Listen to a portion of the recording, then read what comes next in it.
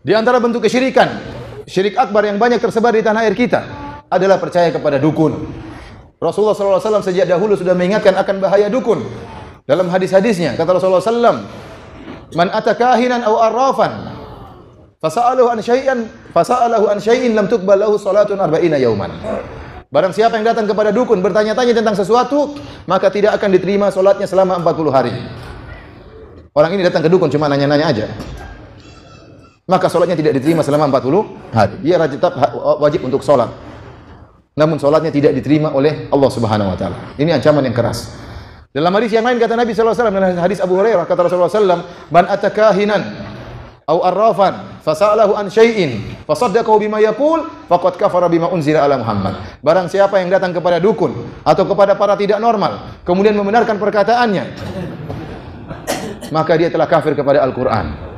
Maka dia telah kafir kepada apa? Al-Quran. Maka ini berbahaya, mendatangi dukun, membenarkan perkataan dukun, mempercayai ramalannya, maka inilah kesyirikan kepada Allah Subhanahu wa taala. Ya akhi, saya sungguh heran kepada orang-orang yang percaya sama dukun. Dukun apa manfaat yang dia buat? Kemudaratan yang dia lakukan lebih banyak daripada manfaat yang dia buat. Bukan berarti saya mengingkari dukun tidak ada manfaatnya, ada manfaatnya benar. Saya tidak mengingkari bahwasanya tukang sihir punya manfaat, terkadang tukang sihir punya manfaat, iya. Tetapi kemanfaatannya sedikit dibandingkan kemudaratannya. Kemudaratannya syirik kepada Allah. Ini istri kita enggak marah-marah terus sama kita, sudah dipelet aja biar enggak jadi marah. Ada manfaatnya enggak? Ada, tetapi syirik.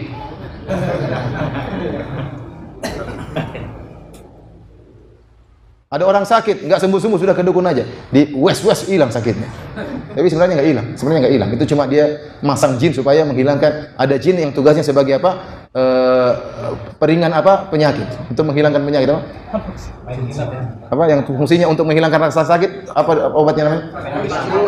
Apa? Yaitu paracetamol, antibiotik.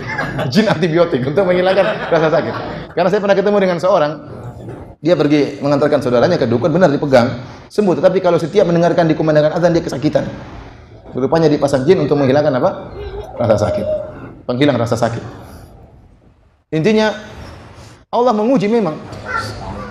Allah berikan sebagian manfaat kepada hal-hal yang haram.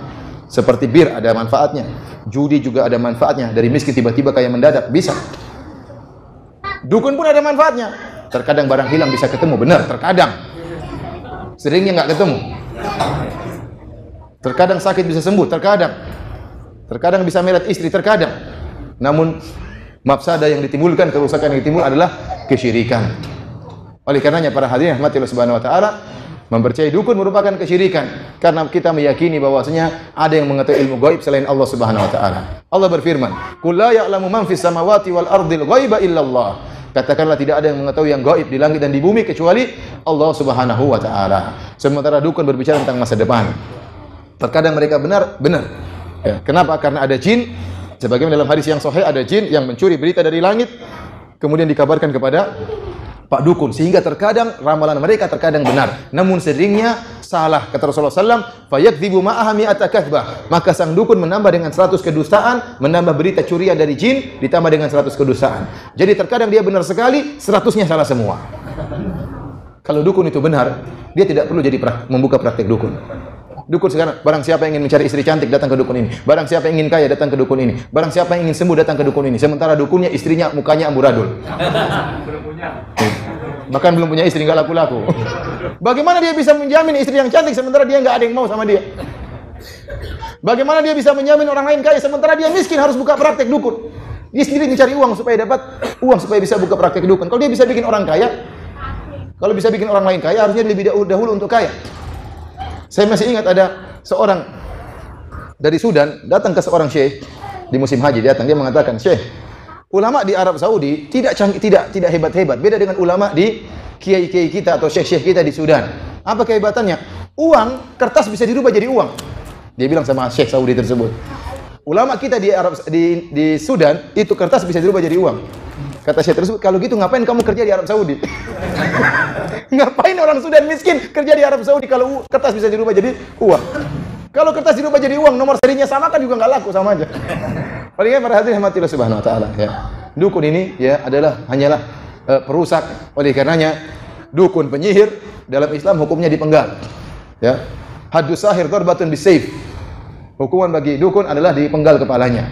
Suatu hari ada seorang penyihir, dia mempraktikkan sihirnya. Dia memenggal kepala orang, dia sambung. Dia memenggal kepala orang, dia sambung. Datanglah seorang yang bernama Jundub bin Abdullah, seorang sahabat, maka dia pun menghunuskan pedangnya, kemudian dia penggal kepala tukang sihir ini. Dia mengatakan, kalau kau bisa sambung kepalamu sendiri. Dia nggak bisa. Kenapa? Karena dukun membuat gelisah masyarakat. Dukun itu buat gelisah masyarakat. Saya pernah di Madinah, datang seorang mengadu kepada saya. Dia bilang, Ustaz, saya ini ada masalah. Pas lagi umrah dia datang, atau haji atau umrah. Masalah apa? Ustaz, saya dituduh mencuri barang keluarga saya. Loh, kok kamu bisa dituduh, Pak? Kok bisa dituduh, Pak? Iya, karena keluarga saya pergi ke dukun. Dukun itu mengatakan yang mencuri barang orangnya gemuk, agak berkacamata. Sebenarnya repot kalau gitu. Kebetulan dia gemuk dan berkacamata. Ya, saya yang dituduh, Ustaz. Ya, ini seperti ini kan bahaya. Bikin ribut di antara keluarga. Dukunnya mau bilang si A, dia nggak berani. Terus dia bilang, Ustaz, apa yang harus saya lakukan? Saya bilang, lapor polisi. Lapor polisi. Dan polisi harus menindak. Ini bikin rising masyarakat. Kalau gemuk berkacamata, saya juga tertuduh. Banyak gemuk berkacamata. Nggak benar. Nah, dukun senangnya seperti itu. Oh, yang mencuri barang bapak atau mencuri emas bapak adalah orangnya begini-begini cirinya. Nah, dia mulai berpikir siapa. Ini akhirnya suudzon. Antara keluarga dengan keluarga bertengkar. Silaturahmi terputus gara-gara dukun ini. Belum lagi dukun yang praktekkan santet. Di Indonesia orang begitu mudah praktekkan santet.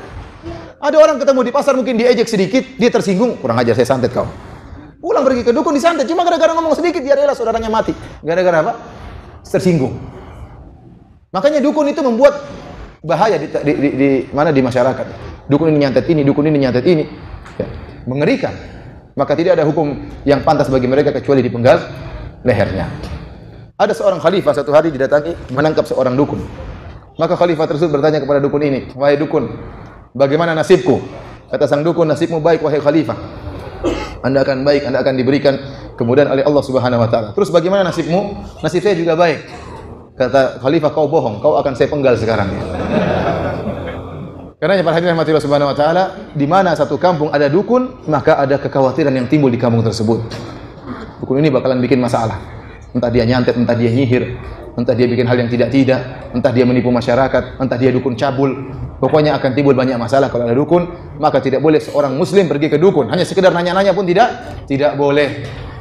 Tidak boleh seorang ke dukun. Barang siapa yang ke dukun, kemudian membenarkan perkataan dukun tersebut, maka dia telah terjerumus dalam syirik akbar. Ini di antara syirik-syirik akbar yang banyak beredar di masyarakat Indonesia.